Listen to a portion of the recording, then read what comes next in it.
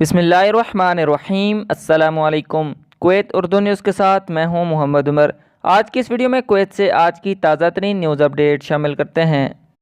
سب سے پہلے غیر ملکیوں کے حوالے سے ایک اہم خبر شامل کرتے ہیں کہ ذرائع کے مطابق کویت کے سرکاری اسپتال اور کلینک میں غیر ملکیوں کا علاج نہیں کیا جائے گا۔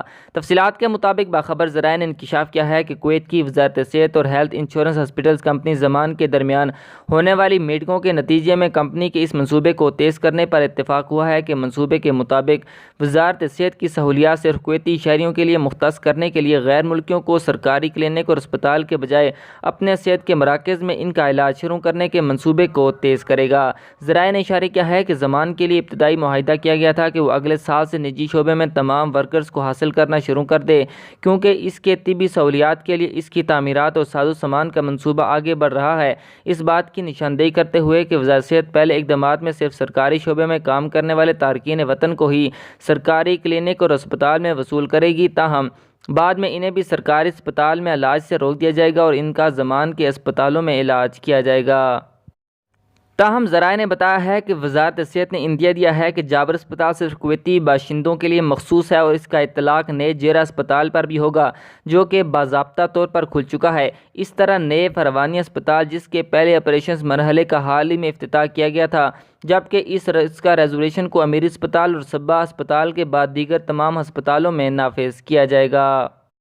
اگلی خبر شامل کرتے ہیں کہ Kuwait general administration of residency affair investigation نے ریسرچ اینڈ انویسٹیگیشن ڈپارٹمنٹ کے ساتھ مل کر فروانیہ گورنریٹ میں ایک مہم چلائی ہے، جہاں پر 3 رہائشی اور لیبر قانون کی خلاف ورزی کرنے والوں کو گرفتار کیا گیا ہے۔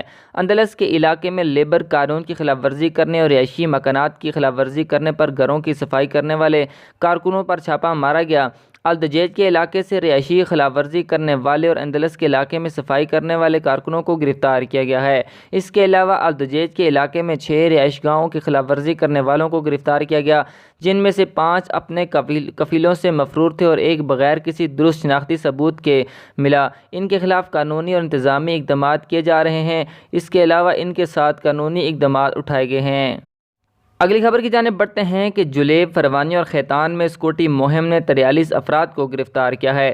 وزارت داخلہ نے جلیب، فروانی اور خیتان میں چلائی گئی ایک حفاظتی مہم میں 43 افراد کو گرفتار کیا ہے، جن میں 20 افراد میعاد ختم شدہ رہائش کے ساتھ تھے، 1 مطلوب مجرم، 11 درست شناخت کے بغیر، 3 منشیات فروش، 5 رہائشی خلاف ورزی کرنے والے، 2 مفرور اور 1 سڑک پر چیزیں بیچنے والا مجرم تھا۔ 320 افراد کو چیک کیا گیا ہے اور تفتیش کی گئی ہے۔ گرفتار افراد کو قانونی کارروائی کے لیے مجاز احکام کے حوالے کر دیا گیا ہے۔